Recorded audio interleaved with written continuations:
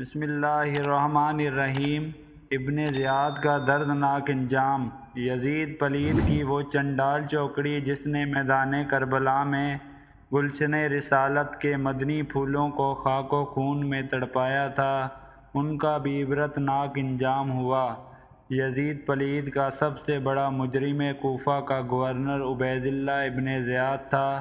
اسی بدنہاد کے حکم پر امام علی مقام رضی اللہ تعالی عنہ اور آپ کے اہل بیت کرام علیہم رضوان کو ظلم و ستم کا نشانہ بنایا گیا تھا۔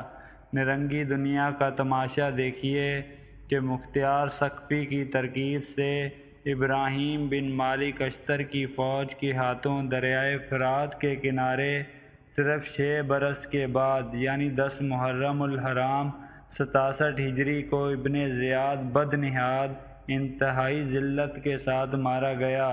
لشکریوں نے اس کا سر کاٹ کر ابراہیم کو پیش کر دیا اور ابراہیم نے مختار کے پاس کوفہ بھجوا دیا۔ جب سر محشر وہ پوچھیں گے بلا کے سامنے، کیا جواب جرم دو گے تم خدا کے سامنے؟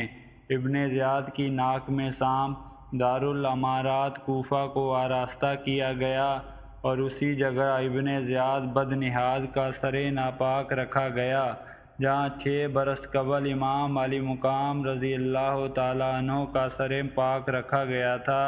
اسی بدنصیب پر رونے والا کوئی نہیں تھا بلکہ اس کی موت پر جشن منایا جا رہا تھا۔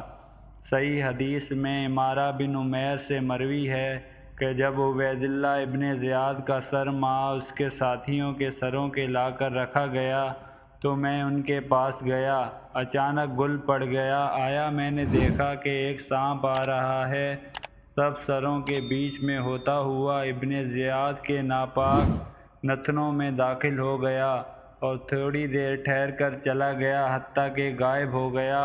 پھر گل پڑا آیا، 2 یا 3 بار ایسا ہی ہوا۔